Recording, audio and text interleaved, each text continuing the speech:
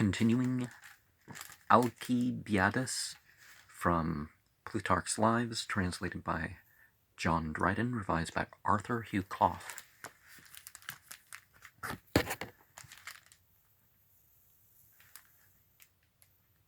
But people took arms again and gained the advantage, and Alcibiades came into their aid and completed the victory, and persuaded them to build long walls, and by that means to join their city to the sea, and so to bring it wholly within the reach of the Athenian power.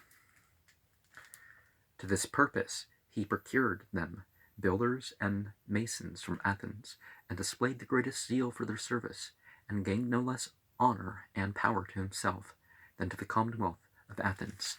Now, part of the mythology of Freemasonry is the religious role that a lot of the builders of ancient times had, and the symbolic elements that were involved in construction, particularly of sacred sites.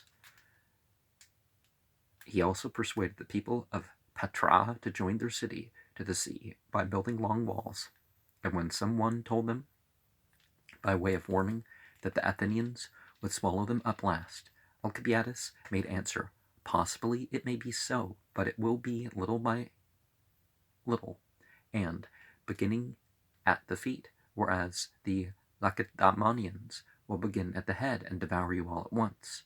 Nor did he neglect either to advise the Athenians to look to their interests by land, and often put the young men in mind of the oath which they had made at Agraulas, to the effect that they would account wheat and barley and vines and olives to be the limits of Attica, by which they were taught to claim a title to all land that was cultivated and productive. But with all these words and deeds, and with all this sagacity and eloquence, he intermingled exorbitant luxury and wantonness in his eating and drinking and dissolute living. Wore long purple robes, like a woman, which dragged after him as he went through the marketplace, caused the planks of his galley to be cut away, so that he might lie the softer, his bed not being placed on the boards, but hanging upon the girths. Now, these color rules about what you're supposed to wear or not wear as part of a particular gender, a lot of that completely shifts. Some cultures, the red and the pink and the purple are only for the males. Most nowadays, I don't think it matters, because I've been told, don't wear red, don't wear yellow, don't wear this or that, don't wear black. But then some people might say, oh, in our culture, men don't wear white. Okay. His shield, again, which was richly gilded, had not the usual ensigns of Athenians, but a cupid holding a thunderbolt in his hand was painted upon it. The sight of all this made the people of good repute in the city feel disgust and abhorrence, and apprehension also at his free living, and his contempt of law, as things monstrous in themselves, and indicating designs of usurpation. Aristophanes has well expressed the people's feelings towards him, by love and hate, and cannot do without him. They love and hate, and cannot do without him. Remember that Pantera song? This love, and still more strongly, under a figurative expression, best rear no lion in your state, 'tis true, but treat him like a lion if you do.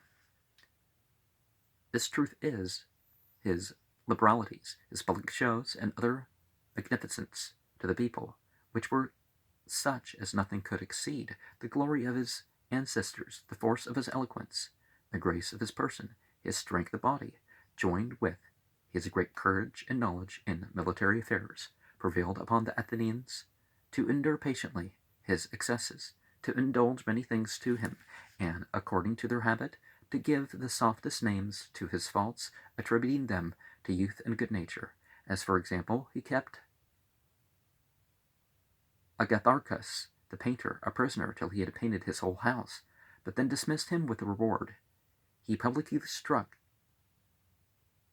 Thaurias, who exhibited certain shows in opposition to him, and contended with him for the prize.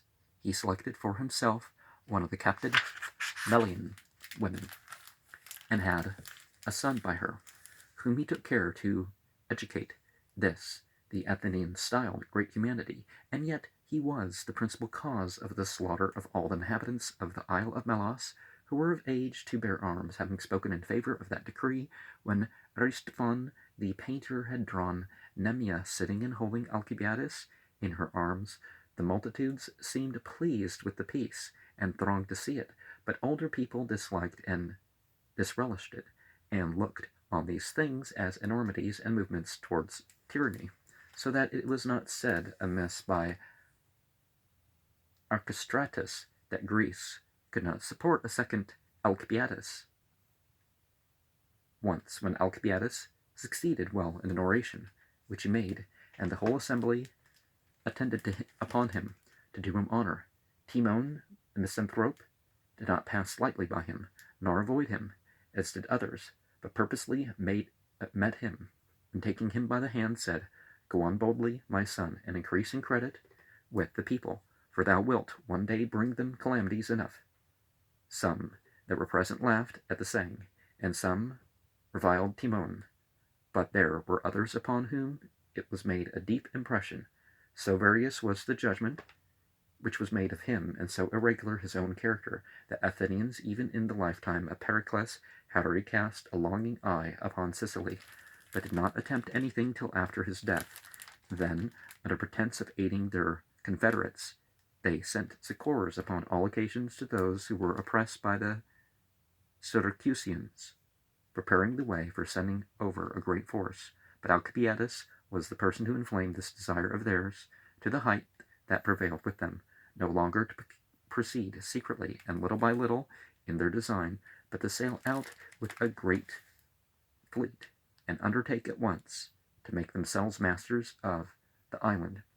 He possessed the people with great hopes, and he himself entertained yet greater, and the conquest of Sicily, which was the utmost bound of their ambition, was but the mere outset of his expectation.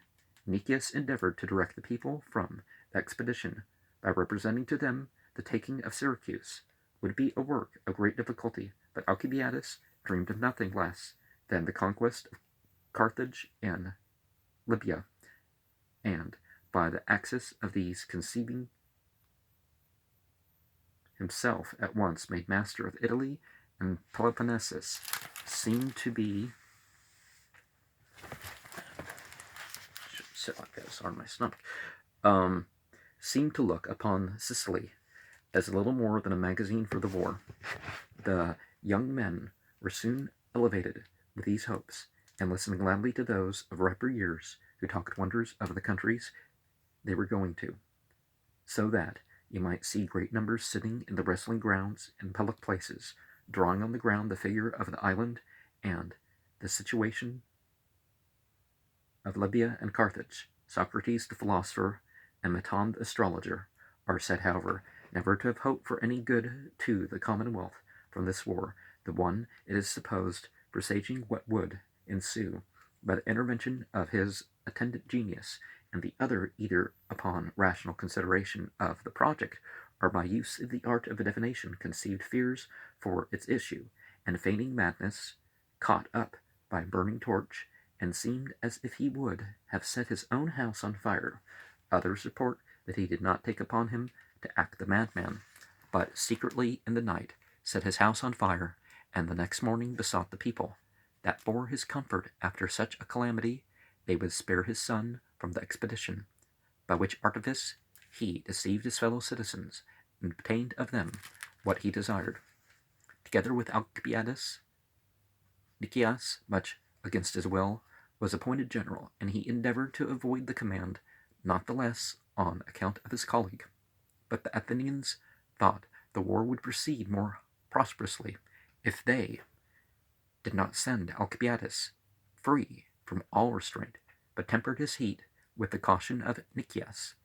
This they chose the rather to do because Lamachus, the third general, thought he was of mature years, yet in several battles had appeared no less hot and rash than Alcibiades himself.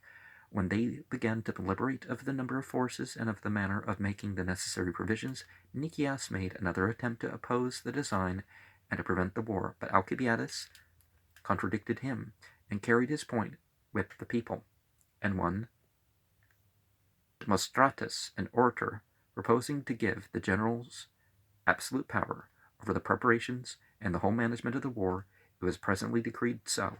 When all things were fitted for the voyage, many unlucky omens appeared, and at that very time the feast of Adonis happened, rumbling the tumbling, in which the women were used to expose, in all parts of the city, images resembling dead men carried out to their burial, and to represent funeral solemnities and lamentations and mournful songs.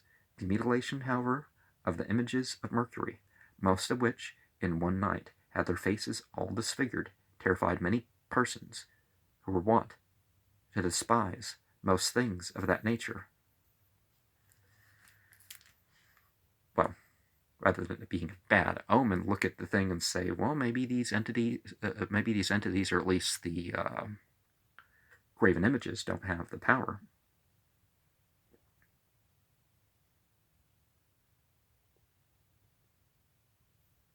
It was given out that it was done by the Corinthians for the sake of the Syracusans, who were their colony, in hopes that the Athenians, by such prodigies, might be induced to delay or abandon the war.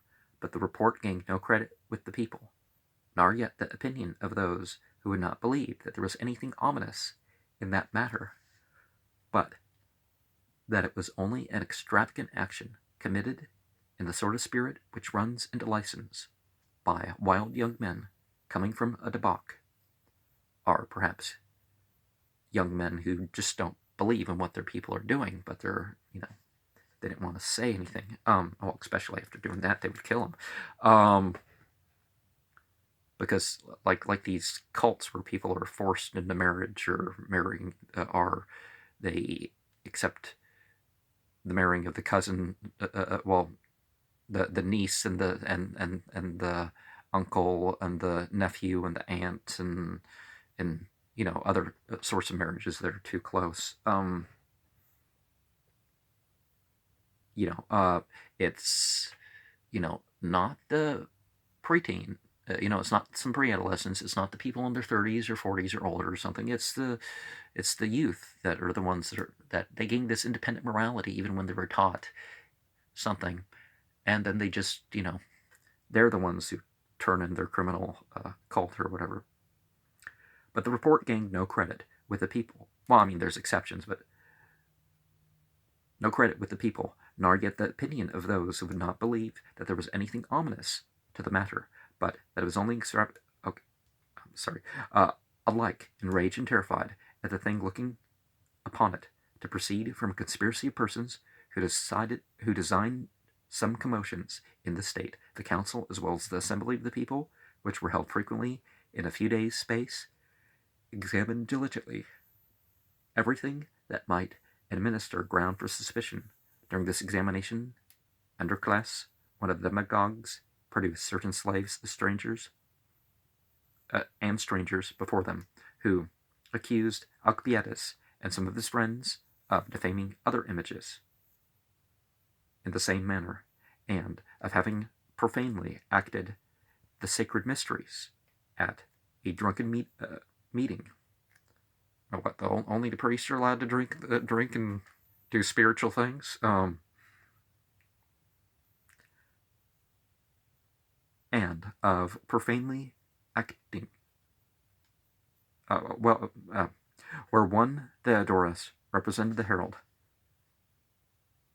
Pallation the torchbearer, and Alcibiades the chief priest, while the rest of the party appeared as candidates for initiation, received the title of initiates.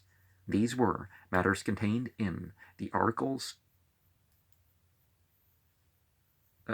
of information which Thessalus, the son of Cimon, exhibited against Alcibiades for his impious mockery of Sarus and Proserpine, the people were highly exasperated and incensed against Alcibiades upon this accusation, which, being aggravated by Androcles, the most malicious of all his enemies, at first disturbed his friends exceedingly, but when they perceived that all the seamen designed for Sicily were for him, and the soldiers also, when the Argive and Mantinean auxiliaries, 1,000 men at arms, openly declared that they had undertaken this distant maritime expedition for the sake of Alcibiades, and that if he was ill used, they would all go home. They recovered their courage and became eager to make use of the present opportunity for justifying him. At this his enemies were again discouraged, fearing lest the people should be more gentle to him in their sentence because of the occasion they had for his service. Therefore, to obviate this, they contrived some other orators who did not appear to be enemies to Alcibiades, but really hated him no less than those who avowed it, should stand up in the assembly and say that it was a very absurd thing that one who was created general of such an army with absolute power after his troops were assembled, and the confederates were come, should lose the opportunity whilst the people were choosing his judges by lot and appointing times for the hearing of the cause, and therefore let him set sail at once. Good fortune attend him, and when the war should be at an end, he might then in person make his defense according to the laws. Alcibiades perceived the malice of this postponement, and appearing in the assembly represented that it was monstrous for him to be sent with the command of so large an army when he lay under such accusations and calumnies, that he deserved to die if he could not clear himself of the crimes objected to him, but when he had so done and had proved his innocence, he should then cheerfully apply himself to the war, as standing no longer in fear of false accusers. But he could not prevail with the people, who commanded him to sail immediately. So he departed together with the other generals, having with them near 140 galleys, 5,100 men at arms, and about 1,300 archers. This book's a little over 1,300 pages, and see that small print? Slingers and light-armed men, and all the other provisions corresponding. Arriving on the coast of Italy, he laughed at Dryden, and there stated his views of the manner in which they ought to conduct the war. He was opposed by Nicias, but Lamachus being of his opinion, they sailed for Sicily forthwith, and took Catana. And so, see this, we have 24 pages to the introduction, and 1,296 pages until we get to the 1,299 to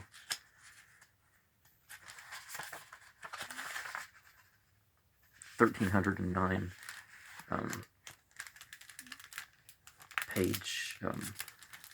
pages are what we have indexed, but there's no comment that I feel is going to be necessary or prudent to share amongst this. It doesn't look, there's not quotes and other stuff like that. This was all there was done while he was there, for he was soon after recalled by the Athenians to abide his trial.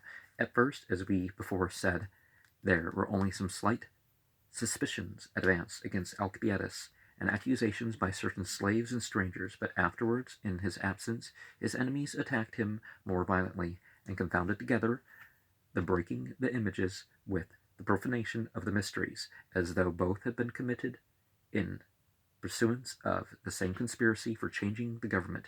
The people proceeded to imprison all that were accused without distinction and without hearing them, and repented now, considered the importance of the charge that they had not immediately brought Alcibiades to his trial, and given judgment against him.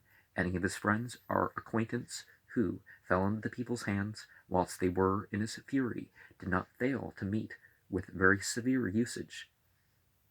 Thucydides has omitted to name the informers, but others mention Diocleides and Teucer, among whom is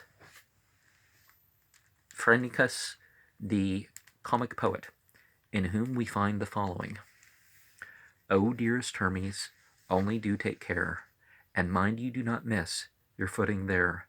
Should you get hurt, occasion may arise for a new Diocleides to tell lies, to which he makes Mercury return this answer. Well so, for I feel no inclination to reward Teucer for more information. The truth is, his accusers alleged nothing that was certain or solid against him, one of them being asked how he knew the men who defaced the images, replying that he saw them by the light of the moon, made a palpable misstatement, for it was just new moon when the fact was committed. And even the sightings of the moon, one of the things that, because the moon tells us what the sacred months are,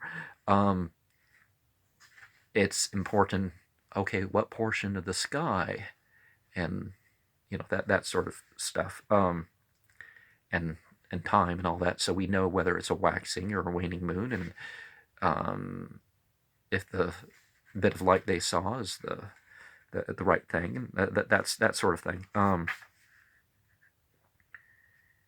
This made all men of understanding cry out upon the thing, but the people were as eager as ever to receive further accusations, nor was their first heat at all abated, but they instantly seized and imprisoned every one that was accused.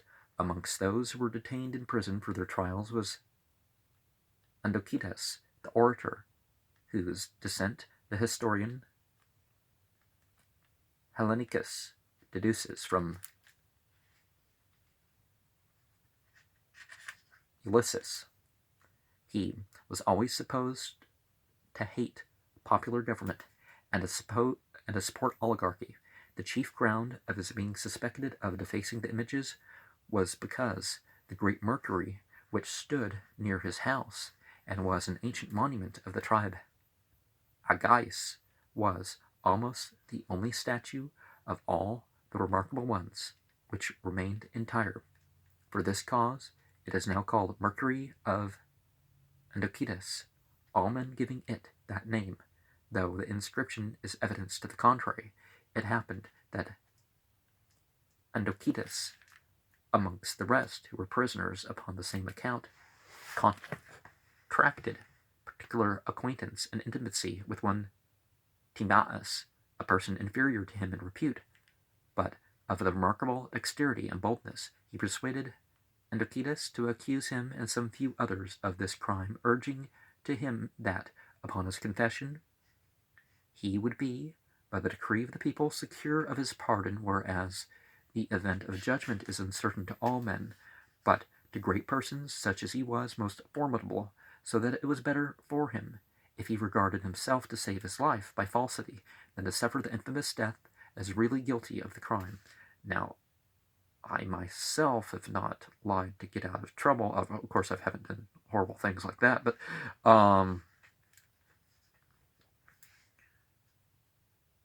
it's better. Now, one thing you could say, it's like, well, if there's the death penalty or if there's something else fitting, then you kind of, should want to deal with it in this life. If it's, you hear people getting years in prison for misstating something online or something, or even a decade. Some people have tried to get people 10 years in prison for, trying to provoke comments on my channel, and I've blocked, federal agents trying to, get people to say who federal agents are, or maybe they're not federal agents. I'm not saying one person or another is, because it's more, it's not just them. But yeah, don't say who the feds are, because that's not really the point. It's about right and wrong and consciousness. That's what my channel is about. And if he had regard to the public good, it was commendable to sacrifice a few suspected men, that it by means to rescue many excellent persons from the fury of the people. Andokidas was prevailed upon, and accused himself and some others, and by the terms of his decree obtained his pardon, while other persons, named by him, except the few who had saved themselves by flight, suffered death. Now, if I don't think people are